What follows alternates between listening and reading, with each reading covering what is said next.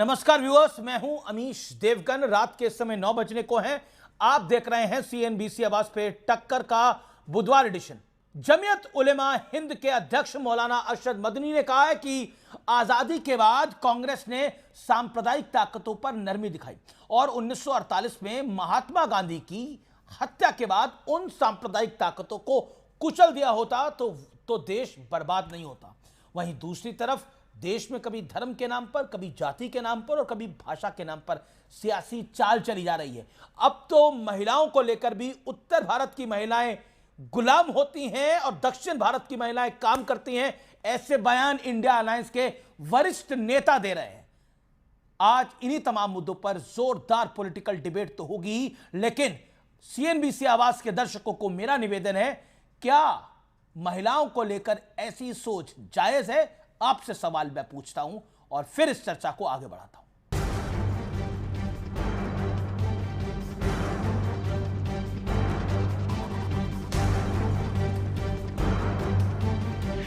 सियासत में एक और भड़काऊ मुद्दे की ताजा एंट्री हुई है और बड़ा सवाल कांग्रेस पर उठा है।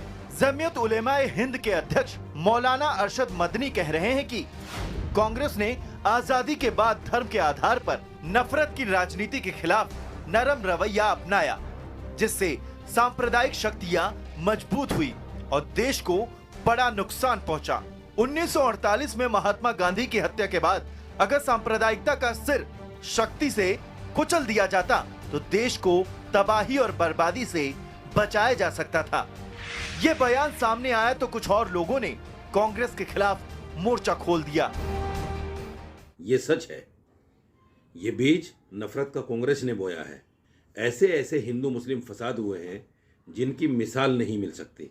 ये सब कांग्रेस के जमाने में हुआ है। सांता क्लॉज को तोड़ना, आज जो लोग कह रहे हैं कि हिंदुस्तान में रहना है तो जय श्री राम कहना है, शायद ये चीजें ना होती। ये सब कांग्रेस की देन है। लेकिन सियासत का नजारा ऐसा है कि इस सियासत में कोई पीछे नहीं है। राज ठाकरे उत्तर भारतीयों के खिलाफ आग उगल रहे हैं।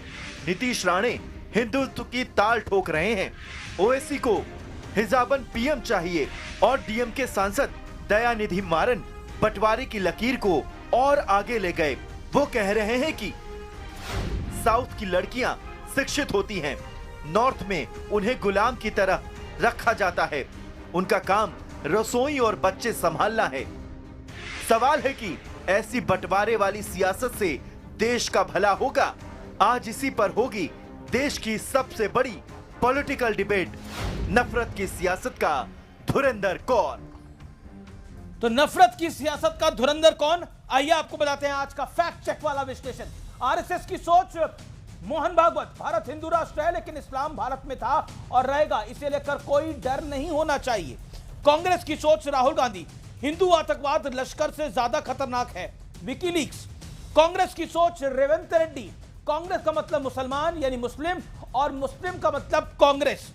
अब एआईएम की सोच, अकबरुद्दीन ओवैसी, हम इस मुल्क के मालिक हैं और हिजाबन प्रधानमंत्री होगी, वो असाउद्दीन ओवैसी इनके बड़े भाई कहते हैं। मौलाना अरशद मदनी, जब जब जुल्म होगा तब तब जिहाद होगा, भारत में मुसलमानों पर अत्याचार हो रहा है।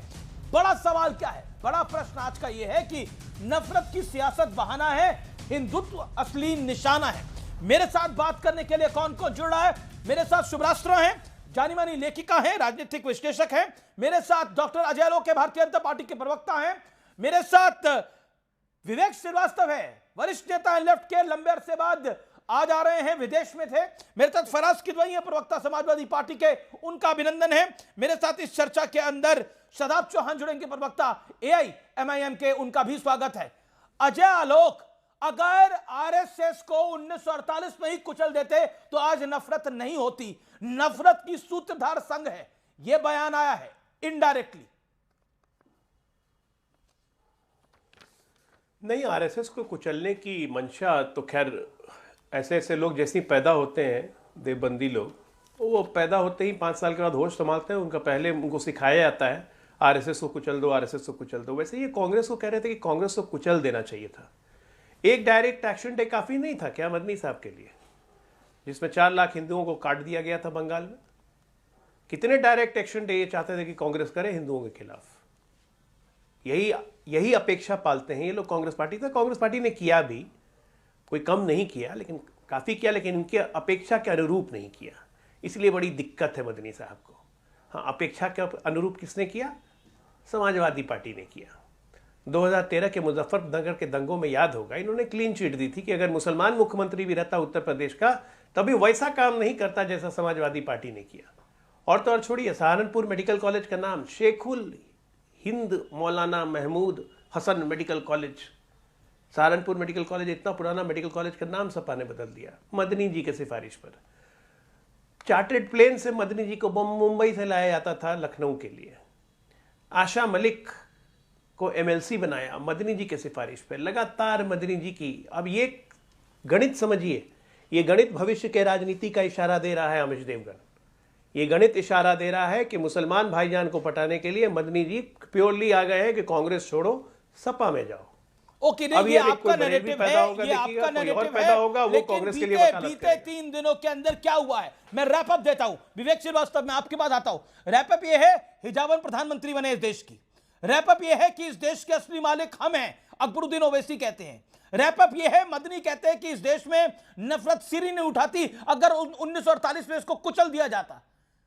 मायने क्या है इसके? नहीं, क्या गलत कहा है मदनी साहब ने? मदनी साहब ने जो कहा है उसको सही कॉन्टेक्स्ट में समझिए। नफरत के असली धुरंधर कौन है? कौन है जो सड़क पे लड़ाइयां लड़ी जा रही हैं हिंदू मुसलमानों के बीच में, एक दूसरे को टॉलरेट करके? कौन है धुरंधर? कोई देख के राजी नहीं, कहा जाता है we are reinventing, we are, यही है, यही। अरे भाई, धुरंधर फिल्म है, लेकिन धुरंधर फिल्म अच्छा, एजेंडा फिल्म है। तुर्कमान गेट पे पुलिस से पथराव करने वाले अजय लोग विवेक पहली बार बोल रहे हैं, उनको 1 मिनट 40 सेकंड दीजिए, फिर आप बोलिएगा। सुनिए, डॉक्टर अजय आलोक, धुरंधर तो फिल्म है, एक ऑडियो डाउन, धुरंधर तो फिल्म है। अजय भाई सुनिए, 2.5 महीने विदेश में डॉक्टरिंग करने गए थे क्या, जो यहाँ पे वापस आए? ऑकलैंड शहर में, सुनिए, अभी 11 जनवरी की बात बता देता हूं। ऑकलैंड के अंदर एक नगर कीर्तन निकल रहा था सिखों का, और उसकी मुखालिफत की गई। खड़े हो गए बैनर लेकर के वहां पे लोग, और कहा this is New Zealand, this is not India. यह हाल हो गया है पृथ्वी पर हमारा।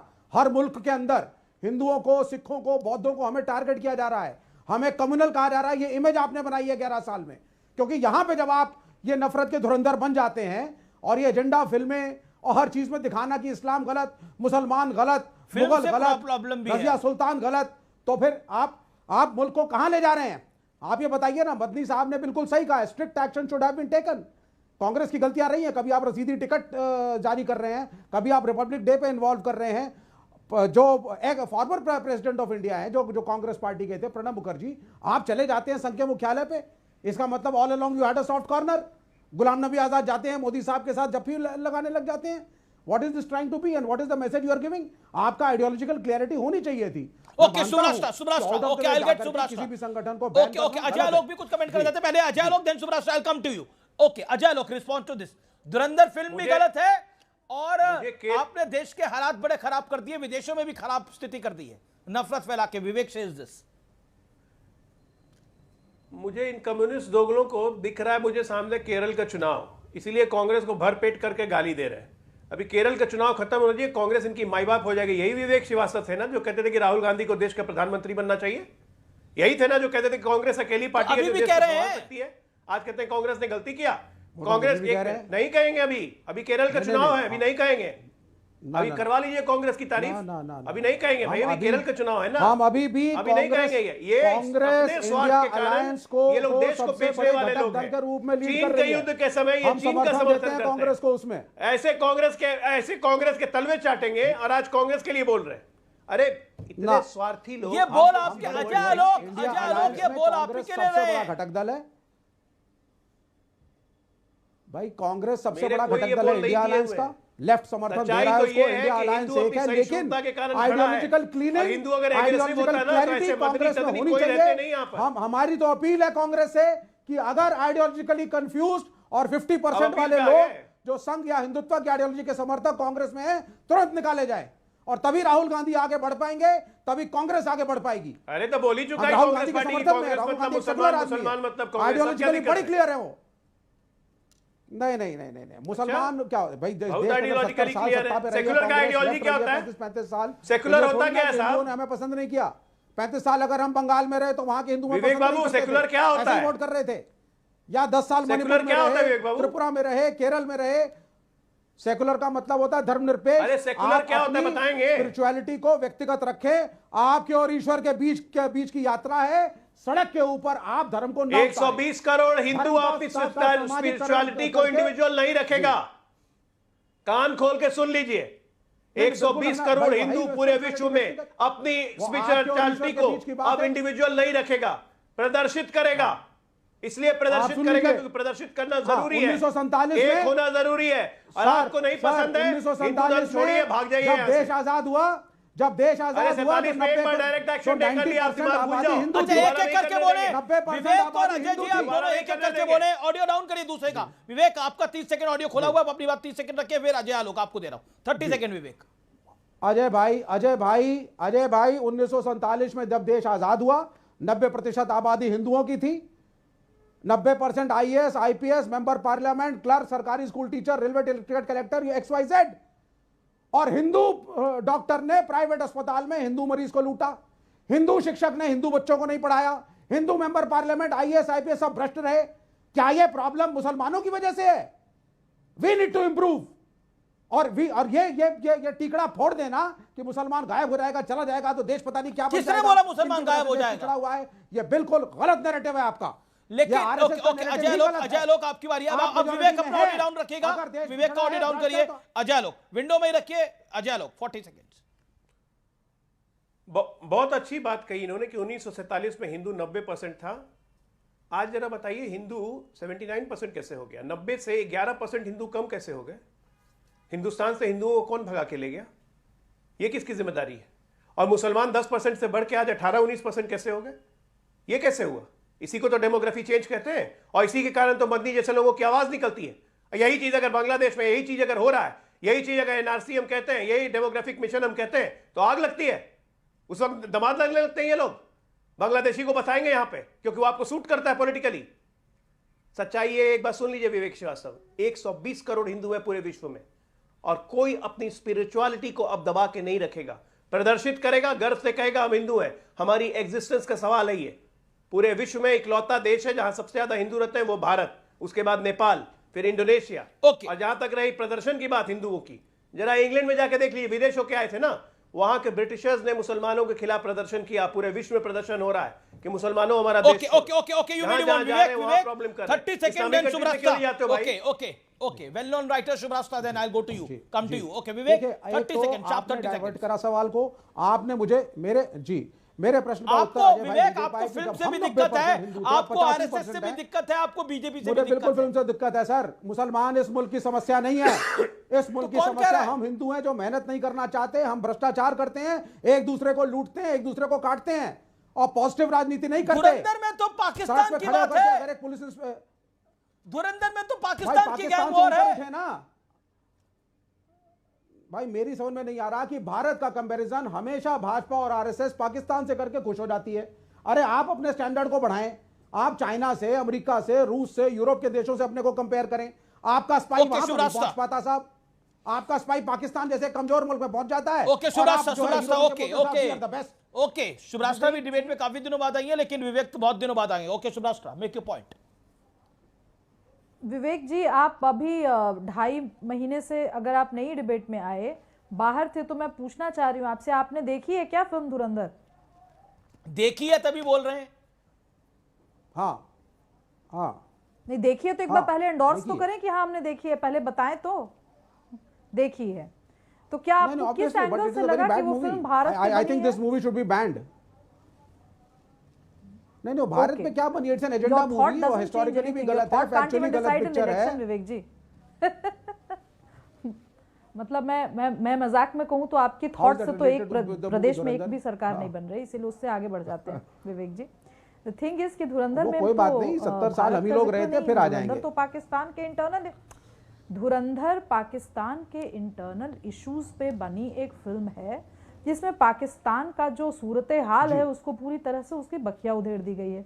अब इसमें हम क्या कर सकते हैं बताइए। हाँ। अब ये आपको पसंद आए नहीं आए, पाकिस्तान से आपको प्रेम है नफरत है, उससे क्या लेना देना, इसका इस डिबेट की फ्रेमिंग से क्या लेना देना। भाई अमेरिका मेरा पे भी बना मुझे ये दीजिए ना एक जानना है, फिल्म, मदनी जी ने एक जो फिल्म कहा, अमेरिका पे भी बना दीजिए, डोनाल्ड ट्रंप पे बना दीजिए ना एक फिल्म, ट्रंप फाइल्स।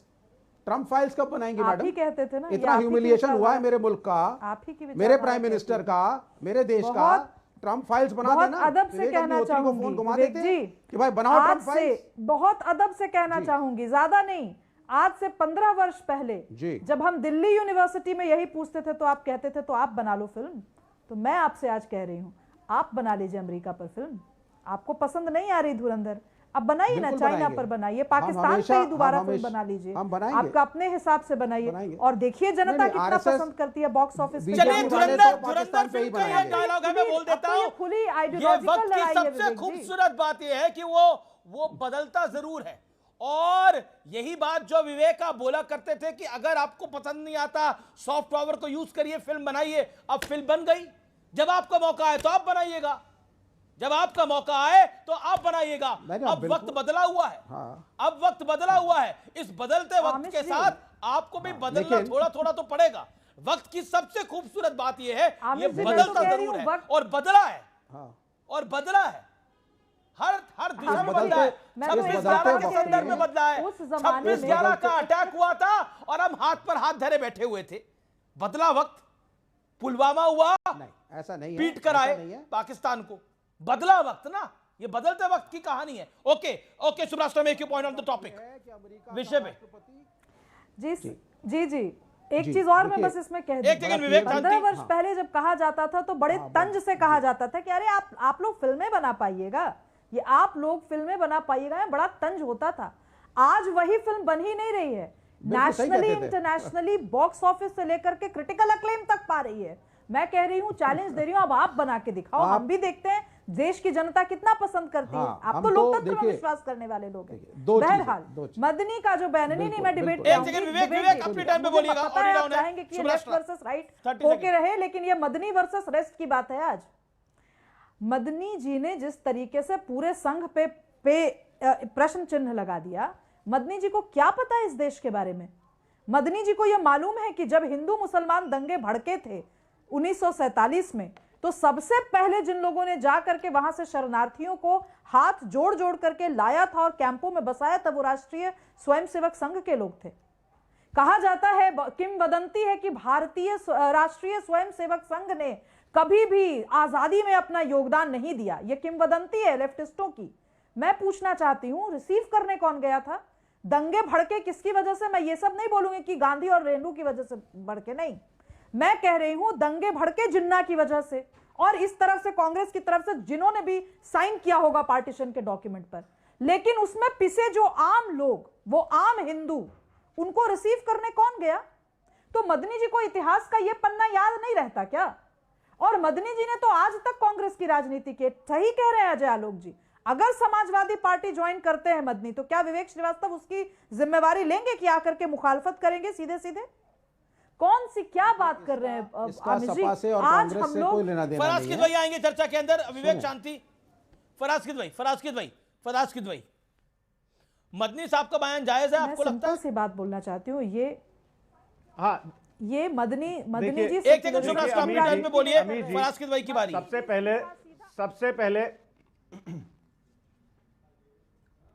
सबसे पहले तो मैं अपने दोस्त छोटे भाई अजय आलोक जी को आज बहुत बहुत बधाई दूंगा, और बधाई मैं इस बात को दूंगा कि अजय आलोक जी अब इस देश की लोकसभा या राज्यसभा के सांसद बन जाएंगे। पूछिए क्यों बन जाएंगे साहब, मैं उनको क्यों इतनी बधाई दे रहा हूं? वो इसलिए दे रहा हूं कि जिस तरह से अब मुसलमानों के खिलाफ इन्होंने आग उगलना शुरू की है, इनका प्रमोशन होना तय है। नितेश राणे जब बोलता है मस्जिदों में घुस घुस के मारेंगे तो वो मंत्री बन जाता है। कपिल मिश्रा जब दंगे भड़काता है तो वो मंत्री बन जाता है। तो हमारे छोटे भाई अजय आलोक को अग्रिम बधाई। दूसरी बात, मुजफ्फरनगर दंगों की बात हुई। अमीर जी, मुजफ्फरनगर दंगों में अजय भाई, आपकी इंफॉर्मेशन के लिए मैं बता दूं कि द ओनली कन्विक्टेड एमएलए, उसका नाम था विक्रम सैनी। वो भारतीय जनता पार्टी का विधायक था, जिसको कि माननीय न्यायालय ने उसको दंगों में शामिल होने के लिए सजा दी थी और उसकी विधायकी गई थी। जल्दी से गूगल करिएगा, आपको पता चल जाएगा। अच्छा, अब अब आ मदनी साहब जाते के बयान हैं पर। साहब के 1947 के बाद हुई। हाँ, मैं आ रहा हूं। देखिए मैं आ रहा हूं। देखिए, मदनी साहब ने जो बयान दिया है आपके जरिए, जो मुझे पता चला, शायद उसमें आरएसएस का नाम उन्होंने कहीं नहीं लिखा है। अमीर जी, लिखा है क्या उन्होंने? मैं अपनी जानकारी के लिए पूछ रहा हूं, मैंने पढ़ा नहीं ठीक से। क्या लिखा है उन्होंने? उन्होंने बोला 1948 के बाद ही कुचल दिया जाता तो अच्छा आरएसएस का होता। नाम लिया उन्होंने? बिना नाम लिए कहा है। हाँ, अब हमारी बहन शुभराष्ट्रा ये बोल रही हैं कि मदनी जी ने संघ के बारे में ये कहा। इसका मतलब, ऑन अ लाइटर नोट मैं बोल रहा हूं, चोर की दाढ़ी में तिनका। नहीं, डिबेट अब में लाइटर देखिए, नोट क्या है? जो मदनी साहब ये ने तो बोला, serious मैं नोट उसको रिलेट करना चाह रहा हूं। नहीं आमिर अरे जी, मैं जवाब ठीक है। दूंगी इसका। ओके, हाँ, सुब्रास्टा तो वांट्स टू serious रिप्लाई। नहीं, मैं भी सुब्रास्टा जवाब 30 सेकंड दूंगी, रिप्लाई, आप भी बुरा 30 मत सेकंड टाइम मानिए। लिमिट को फॉलो करिएगा। सुब्रास्टा रिप्लाई। नहीं, अभी शुरुआत हुई है। अभी शुरुआत हुई है, अमीर जी। पहले तो मैं अमीर जी, हाथ जोड़ अमीर जी, करके ये क्या मुसलमान है? धर्मगुरुओं से माफी मांगना चाहती हूँ, और मैं हाथ जोड़ करके समाजवादी पार्टी के प्रवक्ता से गुजारिश करती हूँ कि मेरा सर कलम ना हो। आप अगर ये कह देते हैं, आपके मदनी साहब आकर के कह देते हैं कि कुचल देना चाहिए बिना नाम लिए किसी का, अगर कोई 20% को कुचल देने की बात करे तो यहां पे क्या होगा? मैं फिर से गुहार लगा रही हूं कि मेरा सर इसी धड़ से लगा हुआ होना चाहिए। अमीर जी, मैंने भी सुनिए, नाम मैं नहीं जवाब लिया, दे रहा हूं, मैं किसी को जवाब फिर दे बुरा रहा हूं। नहीं अरे लगना सुनिए। चाहिए। और यही नहीं, सुब्रास्टा- यही जब आप लोगों को बड़ी दिक्कत होती है, देश के नहीं, अरे- गद्दारों को गोली मारो डैश को, आप लोग देश के गद्दारों के लिए शब्द पे आपको बड़ी आपत्ति हो जाती है कि मुसलमानों के लिए कह दिया गया। क्यों? गद्दार है क्या देश के मुसलमान? हिम्मत कैसे होती है आप लोगों की किसी अमीर भी जी, हो डिबेट गया या को नहीं हुआ अमीर जी? एकदम पोलराइज करके ऐसे नहीं भाई साहब, मैं इसमें बहुत अनअपोलोजेटिकली कहूंगी, इस देश में भाषा को लेकर के जिस तरीके का एक पोलराइज नैरेटिव गढ़ा गया है कि 80% वालों की कोई भी बात हो इतने अदब से सहम करके हम लोगों को बोलना है। क्यों बोलना है भाई? क्या हम 80% वाले इस देश में अपने कल्चर, अपने धर्म, अपनी वैचारिकी को लेकर के एक बात भी फ्रीली बात नहीं कर सकते हम? क्योंकि 20% वालों के बारे में तो बात ही करना, हम तो बात ही नहीं कर सकते। 10 अमीर जी, राइडर हो मुझे गया देने है। पड़े बोलने के लिए कि भाई मैं अमीर जी, कहूंगी, कहीं ऐसा ना हो जाए कि कल इनकी मन की भाई बात हो गई, फराज अमीर किदवई जी। जी तो कुछ नहीं करेंगे, पर फराज किदवई अमीर जी जी, के इनके अब बहुत नहीं, हो गया आपकी अमीर जी, पार्टी इतनी में फुटेज बहुत मत सारे दीजिए इनको। प्रेस अमीर जी, मिल आपसे चुके हाथ हैं जोड़ रहा हूं, इतनी फुटेज मत दीजिए। क्यों? हो गया, मैंने क्यों? बस फुटेज 40 की क्या सेकंड बात बोला। है? मैंने अमीर तो जी, प्लीज आपसे रिक्वेस्ट है, किसी न्याय करिए, संगठन का नाम नहीं न्याय लिया, करिए, जैसे अमीर जी। मदनी साहब ने नहीं लिया। न्याय करिए अमीर मैंने जी, किसी 40 सेकंड मैंने बोला है। किसी दूसरे और तरफ अभी के देखिए लोगों आगे का भी क्या नाम होता है। नहीं लिया। यार अमीर जी, दिस इज दिक्कत रॉन्ग क्यों यार। है? अच्छा, फुटेज, अच्छा ये कार्यक्रम फुटेज के लिए नहीं है, अपने विचार अमीर रखने जी, के लिए। आप भी प्लीज। अपने विचार को रखिए। फराज किदवई, अब मैं अपने विचार ये रखूं, भाषा, अब मैं अपने विचार रखूं। यही देखिए, भाषाई स्तर होता है। हाँ, आमिर जी। शुभराष्ट्रा जी ने कहा, ये एक नेता, ये नहीं, मैं ये ऑन रिकॉर्ड रखना चाहती हूं कि एक नेता और नागरिक के बीच में आज यही संबंध रह गया है कि नेता के सामने अगर उनकी मुखालफत करते हुए एक लाइन बोल दो तो सीधे कहते हैं इनको फुटेज देना बंद करो। अरे नागरिकों को फुटेज आप क्या देना बंद कर देंगे? आपको हम लोगों ने फुटेज देना बंद कर दिया, सरकारें दर सरकारें गिर गई इसी अहंकार की वजह से, इसी भाषा की वजह से। ओके फराज आपको भी किदवई, पता है फराज भाई, जैसे आपकी पार्टी हो, दुनिया की कोई भी पॉलिटिकल पार्टी हो, नागरिक चाहे सीधा एंट्री मार करके अच्छे पोजीशंस पे पहुंच सकता है। हर व्यक्ति राजनीति करना ओके नहीं फराज चाहता। किदवई, फराज लेकिन किदवई, आप लोग फराज जैसे किदवई। लोग ये इंश्योर ओके, करते हैं। शुभराष्ट्रा, आपने अपनी बात को रखा। फराज किदवई जी हाँ देखिए अमीर जी, हमारी बहन शुभराष्ट्रा ने अभी ये कहा कि इनका खुदा न खास्ता कोई सर कलम न कर दे। शुभराष्ट्रा जी निश्चिंत रहिए, आपका भाई फराज किदवई जैसे भाई मौजूद हैं, आपका कोई बाल नहीं बांका कर सकता, ये मेरी गारंटी है। आपको आपकी तरफ कोई आंख नहीं, उठा करके फेसबुक देखेगा पोस्ट पे- तो उसकी फेसबुक हम क्या पोस्ट हाल हो करेंगे चुका है आपको भैया। पता नहीं है। तो भैया डोंट वरी फेसबुक शुभराष्ट्रा पोस्ट जी। पे अब जयपुर आप- में कांड हो चुके हैं, काफी हो चुके हैं यार, कांड, अब ये अमीर- इसीलिए अच्छा, आपकी एक बातों सेकंड में शुभराष्ट्रा, नहीं, मैं आप अपनी okay Shubhrastha, you made your point. community okay okay कांड फराज, फराज, सुनिए। Faraz, Faraz, Faraz, make your point. नहीं देखिए हाँ शुभराष्ट्रा कांड तो वैसे भी होते हैं कि जब यहां पर जब एक दलित के चेहरे पर पेशाब किया जाता है। कांड तो वो भी होते हैं कि जब एक दलित गलती से कहीं पर कुछ वो हो जाता है तो उसको पेशाब चटाया जाता है। लेकिन मैं फिर से आपको ये आश्वासन दे रहा हूं कि हमारे जैसे आपके बड़े भाई हैं। अब देखिए आ जाते हैं मदनी साहब के बयान पर। देखिए 1949 में जयपुर में सरदार पटेल ने क्या कहा था। मैं आरएसएस को नहीं ला रहा था यहां पे अमीर जी, लेकिन हमारी छोटी बहन शुभराष्ट्रा लाई, तो अब बोलना पड़ेगा। 1949 में सरदार पटेल ने कहा था कि संघ गांधी की हत्या में शामिल नहीं था, लेकिन उन्होंने इस बात की नाराजगी जताई कि गांधी जी की हत्या के बाद आरएसएस के लोगों ने मिठाइयां बांटी। उन्होंने आरएसएस पर सांप्रदायिकता के जहर फैलाने का आरोप लगाया। और एक बहुत बड़ी बात कही थी सरदार पटेल ने, उन्होंने कहा था कि हम आरएसएस या किसी भी दूसरे सांप्रदायिक संगठन को देश में गुलामी या फिर से बंटवारे के रास्ते पर वापस नहीं ले जाने देंगे। यह आरएसएस के लिए मैं नहीं बोल रहा हूं, यह सरदार पटेल जी ने कहा था। अब एक बात मैं और कहता हूं मीर जी, कि अगर उसी समय इनसे सख्ती से निपट लिया गया होता तो 1998 में गुजरात के डीजीपी को यह कहने की जरूरत नहीं पड़ती कि द विश्व Hindu Parishad and the Bajrang Dal were taking law into their hands. यह मैं नहीं बोल रहा हूं, यह आप गूगल करिएगा। 1998 में गुजरात के डीजीपी ने ऑन रिकॉर्ड यह बात कही थी। तो इस देश के अमीर जी, इस देश को और इस देश के संविधान को जितना नुकसान भारतीय जनता पार्टी की सरकारों के दौरान हुआ है उतना कभी नहीं हुआ है। अब मैं आपको एक बात और बताता हूं, बस 20 सेकंड दे दिएगा। जस्टिस शिवदयाल श्रीवास्तव कमीशन ने जो जबलपुर में दंगे हुए थे, उस केस में क्या कहा था कि RSS influenced press which inflamed the public, उसकी वजह से दंगे हुए थे। यह मैं नहीं बोल रहा हूं, यह जस्टिस दयाल श्रीवास्तव कमीशन की रिपोर्ट है। अब सुनिए, एक चीज और मैं आपको बता देता हूं। 1971 के तिल्लीचेरी दंगों में जांच आयोग की रिपोर्ट में यह निष्कर्ष निकाला गया कि आरएसएस ने तिल्लीचेरी में हिंदू और मुसलमानों के खिलाफ एक दूसरे की भावनाओं को भड़काने में सक्रिय भूमिका निभाई। और यह रिपोर्ट के पेज नंबर 29 पर यह दर्शित है। ये पढ़िएगा। मतलब पूरी तरह से बताने पे उतारू है कि आरएसएस कितना खराब है। आरएसएस धर्म के नाम पर नफरत फैलाता है। अच्छा एक बात बताइए, 1947 में देश के बंटवारे पर सिग्नेचर आरएसएस ने किए थे। नहीं, सुनना पड़ेगा और आपको बताना पड़ेगा। 1947 में जब धर्म के नाम पर देश में बंटवारा हुआ था तो आरएसएस ने सिग्नेचर करे थे। वंदे मातरम को पूरा गाने से रोका गया था, कांग्रेस ने रोका था, क्या आरएसएस ने रोका था? पॉइंट नंबर 3 मैं आपसे पूछता हूं।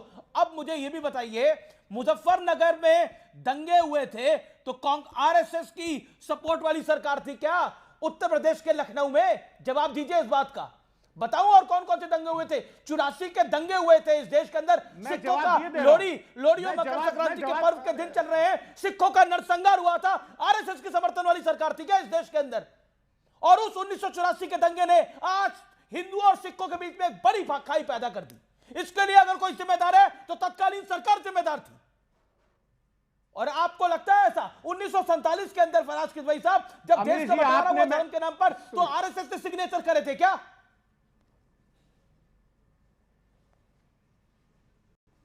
अमीर जी अब मैं बोलूं? हाँ बोलिए। देखिए, मुजफ्फरनगर दंगों की अगर आप बात कर रहे हैं तो मैंने तो आपको एग्जाम्पल दिया कि भारतीय जनता पार्टी के विधायक उस दंगों के लिए कन्विक्ट हुए थे माननीय उच्च न्यायालय में। मैं तो नाम ले रहा हूं विक्रम सैनी। और दूसरी बात यह है कि सरदार पटेल ने एक और आरोप लगे कि आप एक तरफा कार्रवाई कर रहे थे। ओके,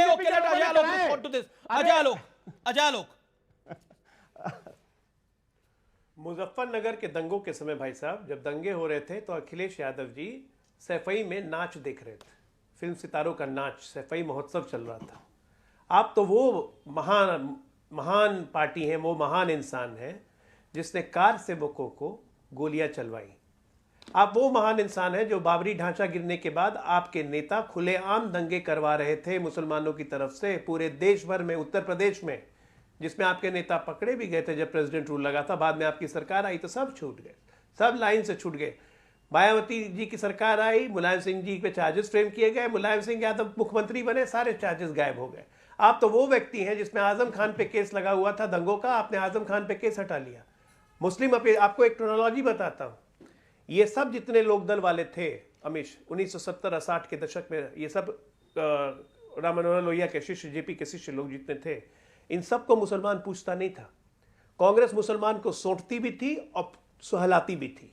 इमरजेंसी में सोटा, तुर्कमान गेट पे कैस्ट्रेशन करवाया, उसका सहला दिया, कभी शाहबानो ला के सहला दिया, कभी संविधान में सेक्युलर घुसा के सहला दिया। कांग्रेस दोनों काम करती थी।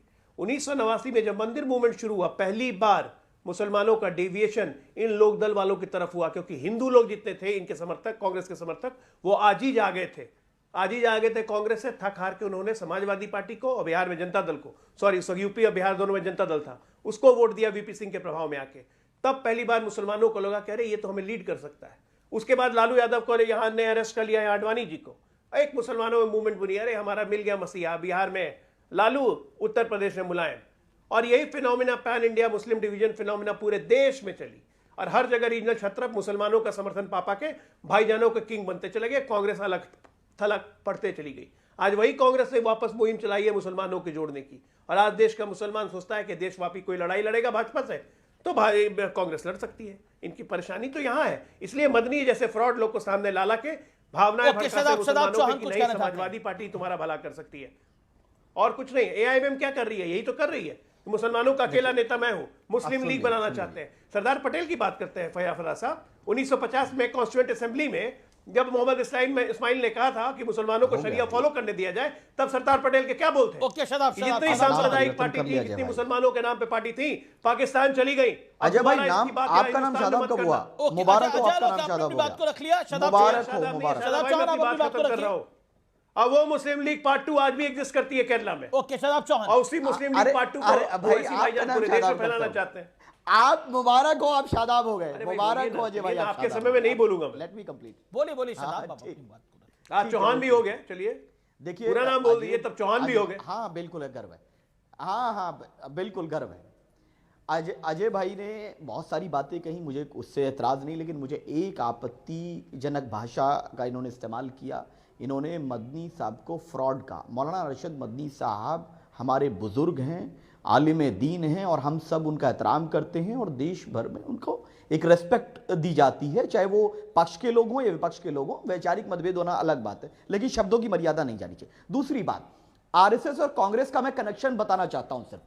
1925 में जब कांग्रेस बनी, जो हेगडेवार जी ने बनाई, हेगडेवार जी विदर्भा रीजन के सचिव थे कांग्रेस पार्टी के। उसके बाद जो जनसंघ बनी तो श्यामा प्रसाद मुखर्जी साहब जो थे नेहरू कैबिनेट के मिनिस्टर थे, और जितने भी फसाद हुए और सब चीज हुए, जितने लोग गए, 10 से ज्यादा मुख्यमंत्री हिमंता बिस्वा जो हैं, जो आज मुसलमानों के खिलाफ जहर उगलते हैं, वो कांग्रेस पार्टी में थे, लेकिन राहुल गांधी जी ने उनको कुत्ते का बिस्किट खिलाया, वो मुसलमानों के खिलाफ जहर उगलने लगे। एक दिन में विचारधारा नहीं बदलती। अगर मैं कल को पार्टी भी बदल दूंगा, मेरी विचारधारा थोड़ी बदल जाएगी। तो ये जितने बीजेपी में नेताएं हैं कांग्रेस में आने के बाद जहर उगलते हैं, ये सब के सब जहर जो है वो कांग्रेस से सीख करके आए हैं। और आरएसएस ने कांग्रेस को बूढ़ी मां मानकर के छोड़ दिया और अपनी बीजेपी को अपना लिया। आरएसएस, बीजेपी और कांग्रेस में कोई फर्क नहीं है, एक सिक्के के दो रुख हैं, और इन्होंने मिलकर के दंगे फसाद के नाम पर सारे षड्यंत्र को रचा है। और मुसलमानों के लिए दोनों के दोनों ने एक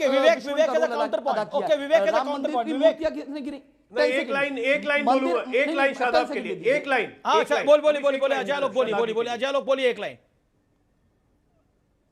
अगर कांग्रेस, आरएसएस, बीजेपी एक ही है तो एआईएमएम और समाजवादी पार्टी, इनको तो गठबंधन में होना चाहिए। यूपी में कर रहे हैं गठबंधन, अनाउंस कर दें, मिलकर लड़ ले चुनाव। ओके विवेक, कांग्रेस और बीजेपी एक ही है, दोनों आरएसएस के। ओके विवेक, शादाब चौहान की थ्योरी से आप एग्री करते हैं?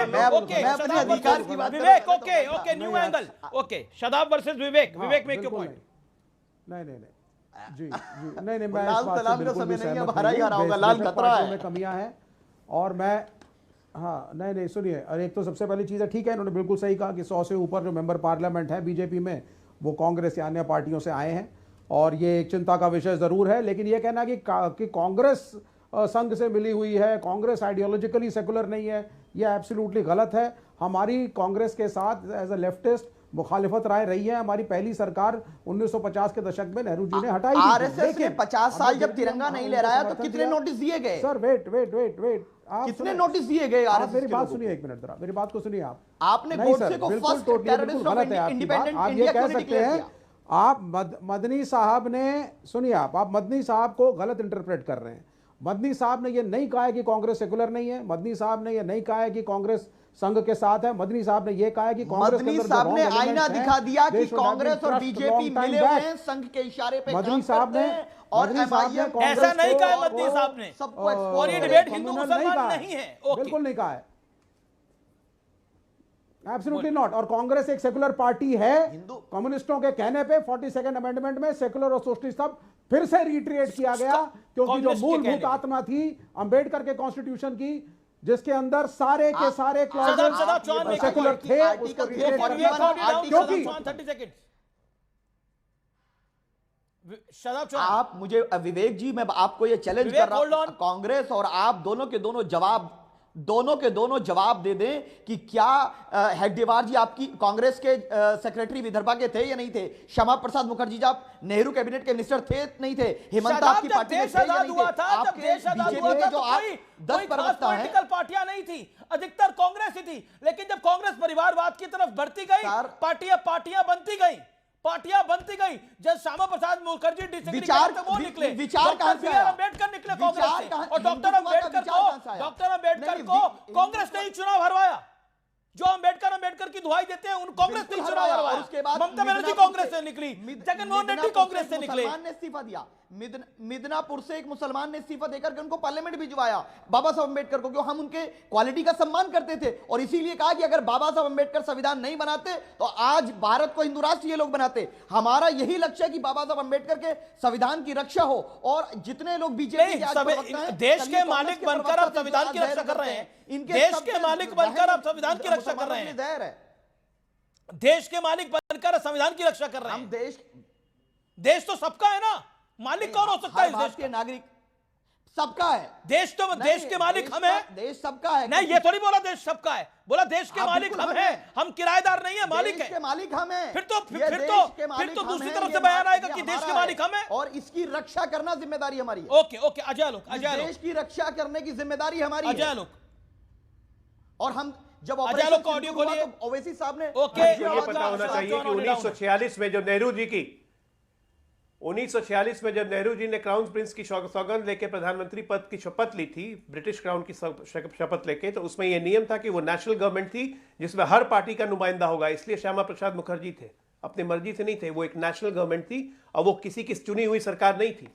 चुनी हुई सरकार जब 1951 में आई तो सबको अलग अलग चुनाव लड़े थे। पहली बात तो ये जान जाइए, इसलिए बार बार श्यामा प्रसाद मुखर्जी को सरकार का हिस्सा बनाने की कोशिश मत कीजिए। नंबर 1। नंबर 2, बहुत अच्छा लगा अभी मुझे जब विवेक श्रीवास्तव ने ये बात कही कि वो कम्युनिस्टों से सलाह मशविरा करके 1976 में सेकुलर और सोशलिज्म कॉन्स्टिट्यूशन में डाला गया था। उस वक्त कम्युनिस्टों का नेता कौन था? माओ। उस वक्त यूएसएसआर था, सिर्फ रशिया नहीं था, यूएसएसआर था, और माओ था नेता जिसने कांग्रेसियों की मदद की। तो ये मान चुके हैं कि कांग्रेस हमेशा से विदेशी ताकतों को इन्फ्लुएंस में आकर इस देश का संविधान तक बदल देती है। यह मान लिया आज विवेक श्रीवास्तव ने। यही बात तो हम कह रहे हैं कि पिछले 70 वर्षों से कोई ना कोई विदेशी शक्ति हमें डोमिनेट करती रही। आज क्यों नहीं करती है? 11 साल से हम पे सैंक्शन लगा देती है। वाजपेयी जी पे सैंक्शन लगा दिया था, नरसिम्हा राव ने तब तक किताब में लिख दिया 96 में, now I am not afraid because George Bush is standing at my back.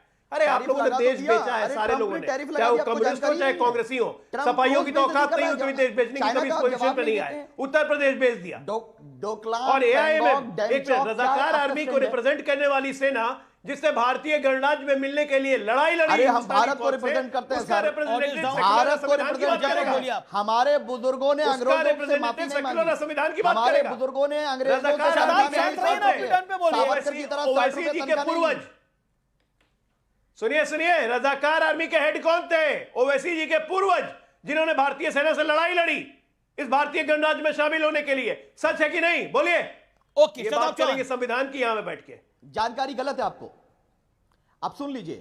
पहली कोई गलत जानकारी नहीं है। सुरजापुरी मुसलमान जो भी आज बसे हुए बिहार में ना, और उधर बांग्लादेश में और बंगाल में, ये सब वही रजाकार भागे हुए। अजय भाई इतना क्यों हाइपर क्यों हो रहे हैं आप? अरे सवाल जवाब सुन लीजिए। हाइपर नहीं, आपको सच्चाई बता रहा हूं। आप शादाब चौहान है ना, आपको रजाकारों की सच्चाई पता नहीं है क्योंकि आप शादाब चौहान है। अरे भाई सुन तो लीजिए अजय भाई सुन लीजिए, मुझे बात मालूम है। आप मुझे 10 लोगों का नाम बता दीजिए जो संघ से जुड़े हुए थे और देश के लिए प्राणों की आहुति दी। मैं चुनौती देता हूं। और सावरकर जी अंग्रेजों 10 नहीं, लिस्ट है भाई। किस बात की फ्रीडम स्ट्रगल निकाल के देख लो। अंग्रेज के समय हमेशा सबसे ज्यादा आरएसएस के लोग ही जेल में थे। जो वफादार थे वो रह गए। हमने भारत को चुना है सर। 1947 ऑडियो डाउन करता हूं।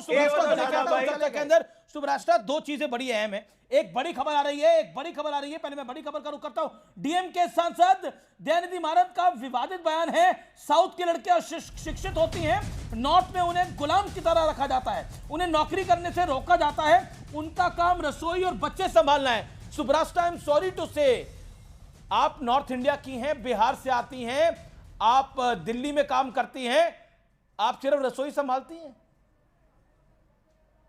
डीएमके के मैं इस पे हंसने के अलावा मैं इस पर आपकी राय जरूरी है। देश आपको सुनना चाहता है। ये हर उस उत्तर भारत की लड़की को इसका जवाब देना जरूरी है जो वाकई बहुत कुछ करती है। कैसे कर, कभी भाषा के नाम पर तोड़ते हैं, कभी जाति के नाम पर तोड़ते हैं, अब इसके नाम पे तोड़ेंगे कि वो काम करती है और वो काम नहीं करती है। मैं दयानिधि जी की बात का जवाब बिल्कुल दे रही हूं आमिश जी। उस जवाब का ही एक पार्ट है कि ऐसे ऐसे बयानों पे मैं मतलब ये कितनी मीडिवल सोच का नतीजा है, मैं ये नहीं कह, मैं उस पे जाना ही नहीं चाहती। मैं एक बात ये कह रही हूं कि आप उन्हीं के स्टेट में कितने सारे आईएएस ऑफिसर्स हैं और जितनी आईएएस ऑफिसर्स हैं उसमें कितनी विमेन हैं और कितनी विमेन नॉर्थ इंडिया से आती हैं, जरा एक बार खुद ही देख ले और फिर उनके मुंह पर जाकर एक बार बोल करके देखें कि आप लोग तो केवल चूल्हा चौका संभालती हैं। मतलब एक तो इस देश में मुझे लगता है चूल्हा चौका संभालने को एक तो इतना डी ग्लैमराइज कर दिया गया। भाई कुंजी श्री वहीं रहती है। चूल्हा चौका संभालने के लिए जो लड़कियां काम भी कर रही है, जैसे मैं खुद काम करती हूं, हाउस मैनेजमेंट के लिए आपको जितना पे करना पड़ता है वो भी एक पक्ष है जिसपे कोई बात ही नहीं करता। तो ये एक बहुत ही बदतमीजी और पितृसत्तात्मक वक्त एक बड़ी खबर, दयानिधि मारन पर बीजेपी का बड़ा पलटवार। दयानिधि मारन में कॉमन सेंस की कमी है, बीजेपी ने कहा है। दयानिधि मारन ने कहा था कि साउथ की महिलाएं ज्यादा आजाद हैं उत्तर भारत से। विवेक, क्या आप एग्री करते हैं इस बात से जो बात बोली गई? आई थिंक मैं सुब्राष्ट्रा, अगर हाउस हेल्प करना अच्छी बात है, लेकिन उसमें मर्दों का कितना योगदान रहता है ये भी बता दीजिए। कितने हस्बैंड्स खड़े होकर के अपनी वर्किंग वाइफ्स के साथ मिलकर के घर के काम में हाथ बटाते हैं, ये भी बताइए। क्या ये औरत की ये पंचायत जिसको काम करना पड़ेगा? कहां ले जाते हैं विवेक जी? विवेक जी, पता है आप खुद नॉर्थ इंडिया के मर्द हैं ना, इसलिए चुप रहिए। Let me speak. नहीं, आप नॉर्थ इंडिया के मर्द हैं इसलिए चुप रहिए। क्या बात कर रहे हैं आप? यहाँ मैं बात क्या कर रही हूँ, बात कहाँ ले जा रहे हैं? मैंने यहाँ के पुरुष समाज को बरी कर दिया क्या? अच्छा, आप बोलने दीजिए, चीखा चिल्ली से और मैं आई एम सॉरी टू से, मैं लेफ्टिस्टों की तरह आप स्टैटिस्टिक्स सुनिए। ये भावनाओं में आगे बोलने से नहीं होता ना कि अगर औरत हाउस हेल्प कर रही है तो भाई उसको डिग्लैमराइज क्यों कर रहे हैं? बिल्कुल डिग्लैमराइज करना है। मेरे हिसाब से एक मर्द को भी घर का काम करना चाहिए, और अगर उत्तर भारत में ऐसा नहीं हो रहा है तो गलत है। लेकिन एक सेकंड सुब्राष्ट्रा, एक सेकंड। विवेक क्या आप कह रहे हैं मर्दों को घर का काम करना करते हैं? जो बात दयानिधि मारन कह रहे हैं वो क्या सही है या गलत है? Answer that. सर मैं बड़ा क्लियर हूं, मुझे 10 सेकंड दीजिए, मैं बता 20 देता सेकंड हूं लीजिए आपको। केरल के राज्य को ले लीजिए जहां पे, हाँ मैं पूछ रहा हूं दयानिधि मारन जो कह रहे हैं वो सही कह रहे हैं गलत कह रहे हैं? मैं आ रहा हूं, कमिंग टू इट, जो कार्यक्रम एम्पावरमेंट बच्चे देख रहे हैं, विमेन एम्पावरमेंट करिए। Dayanidhi Maran women empowerment DMK के सांसद जो कि इंडिया अलायंस के पार्ट हैं, जो कांग्रेस के साथी हैं, वो कहते हैं साउथ की लड़कियां शिक्षित होती हैं, नॉर्थ में उन्हें गुलाम की तरह रखा जाता है। नॉर्थ इंडिया में लड़कियों को गुलाम की तरह रखा जाता है। All audience down, all audience down, शांति रखिए आप लोग। उन्हें नौकरी करने से रोका जाता है, उनका काम रसोई में बच्चे संभालना है। क्या आपको विवेक के जायज बयान लगता है? Answer it. देखिए, वो औरतों के खिलाफ नहीं बोल रहे हैं, एक कंडीशन के खिलाफ बोल रहे हैं, point number 1। Point number 2, women empowerment और वर्किंग विमेन का रेशियो जो है और पार्टिसिपेशन आपके घर में भी विवेक भाई महिलाएं is more in south India. मैं आपसे पूछता हूं, आप अपने घर की महिलाओं को गुलाम की तरह रखते हैं क्या? आप अपने घर की महिलाओं को गुलाम की तरह रखते हैं? अरे भाई, ये मेरे घर आपके घर की बात नहीं है ना सर। सर उत्तर प्रदेश की लिटरेसी क्या है औरतों की तरह बताएंगे आप? केरल की बता दीजिए, तमिलनाडु की बताइए आप। जब विमेन ज्यादा लिटरेट और एजुकेटेड हैं, वहां वर्किंग ज्यादा कर रही हैं, नौकरियां ज्यादा कर रही हैं, उनका सशक्तिकरण ज्यादा है, उसके स्टैटिस्टिक्स अवेलेबल हैं, तो किसी ने अगर उसको बोल दिया तो हम यहाँ खाप पंचायत चलती है, उत्तर प्रदेश में वोट मिलेगा, यहाँ तो खाप पंचायत चलती है। नहीं, उत्तर भारत में तो खाप पंचायत चलती है। आप बोलिए ना, your comment on this Ajay Alok. मैं सुब्राष्ट्र आपके पास जरूर आमिर जी, आऊंगा। पूरे पैनल में मैं एकमात्र स्त्री हूं, कम से मुझे कम लगता स्त्री का है- पक्ष रखने की बात, मुझे लगता ये है कि गलत इस पे- बात है। इस पे जवाब- कोई वहां का एक पुरुष नहीं मुझे कोई लगता एक है- पुरुष उठकर खड़ा हो जाता है साउथ में और वो कुछ भी बोलकर निकल जाता है, और यहां नॉर्थ इंडिया के एक मर्द बैठ करके उनको सपोर्ट कर रहे हैं। ये एक तमाचा है उन हाँ, क्योंकि मैं चाहता हूं कि औरतों की स्थिति बेहतर हो, के मुंह पर एक औरतों तमाचा की है। स्थिति बेहतर हो। आई एम सॉरी, आप सती आपके प्रथा जैसे कितनी हुई लोग साउथ जब इंडिया में, राजनीति कितनी रहेंगे तो नॉर्थ इंडिया महिलाओं में, की स्थिति कभी इतिहास बेहतर में? नहीं हो सकती। बताइए ना मुझे जरा। जब आप आप जैसे सती प्रथा के बारे में डेटा जरा मुझे बताइए आप। जैसे एनालिस्ट अगर सती बैठ प्रथा- करके सती इस माता बात के मंदिर अगर कहाँ आप है? जरा सीधा बताइए सीधा आप खंडन मुझे। नहीं कर सकते कि पेट्रियार्चिकल दयानिधि सोसाइटी ने है जो यहाँ कहा पे। वो गलत कहा, तो आप जैसे मर्दों की जरूरत नहीं है हम नहीं गलत स्त्रियों कहा को है। हमारी लड़ाई लड़ने के लिए। नहीं बिल्कुल मैं नहीं, बहुत गलत नहीं क्लियरली कहा बोल है। रही हूँ। हम चाहते हैं कि क्लियर थे ना स्त्रियों की अपनी लड़ाई नहीं राजनीति है, को लेकर। स्त्रियों की लड़ाई दयानिधि मारन लड़ रहे हैं। अरे आप मत चाहिए स्त्रियों ना की कुछ, लड़ाई आप कुछ मत DMK के चाहिए, दयानिधि आप मारन सिर्फ लड़ रहे हैं। हमें होने तभी दीजिए, वो हम कह बहुत रहे हैं कुछ कर स्थिति लेंगे। खराब है, सुधारो। He is standing तो for the क्या women बात of कर North रहे India हैं? इतना by बड़ा pointing बयान आ out the जाता faults है in society। और लेफ्ट का ये है स्टैंड कि उन्होंने हाँ, बिल्कुल कहा बयान है, है। लेकिन उसके कहने हाँ, का आप कॉन्टेक्स्ट ऊपर से कुछ कह और देते था। हैं। एक second, Ajay Alok, your comment on this Ajay Alok. 10 seconds, one line comment. देखिए, आप लोग को आश्चर्य क्यों हो रहा है कि दयानिधि मारन ने ऐसा कहा है? राहुल गांधी ने नहीं कहा था क्या जय कि मैं साउथ में आता हूं तो मुझे एक अलग ठंडक मिलती है, एक अलग दिशा मिलती है, नॉर्थ में बहुत रिग्रेसिव सा लगता है? नेहरू जी ने नहीं कहा था क्या कि साउथ के मंदिर मुझे बहुत डिप्रेसिंग लगते हैं, इधर ताजमहल बहुत रिफ्रेशिंग लगता है? ये तो इनकी आदत है रीजनल डिवाइड पैदा करने की। नॉर्थ की महिलाओं को बोल दिया, जरा प्रियंका गांधी से पूछ रही हो शादाब चौहान, मैं आपकी राय लेता हूं। आप अपने तो। घर की महिलाओं को गुलाम रखते हैं? Shadab Chauhan, answer this. Faraz Kidwai, answer this. आपका परिवार सुन रहा है आज। जो गुलाम रखता है, सुन लीजिए, हाँ नहीं, जो इस प्रकार की भाषा का इस्तेमाल करता है वो किसी भी पार्टी का है। महिलाएं गुलाम नहीं है, बराबर की हिस्सेदार हैं। संविधान ने भी उनको बराबर अधिकार दिया है। Faraz Kidwai, answer this. Faraz Kidwai, answer this. लगता है उन तक आवाज नहीं जा पा रही है। मैं इस कार्यक्रम को यही रैप अप करता हूं, लेकिन आज का विचार, कोई कुछ भी कहे, हमेशा अपने मन को शांत रखो, क्योंकि धूप कितनी भी तेज हो वो समुद्र को सुखा नहीं सकती। तो फिलहाल सीएनबी से आवाज के टक्कर के बुधवार एडिशन में आज के लिए इतना ही। आपको मेरा नमस्कार, गुड नाइट। लेकिन महिलाएं वाकई बराबर की हिस्सेदार हैं। नमस्कार, जय हिंद।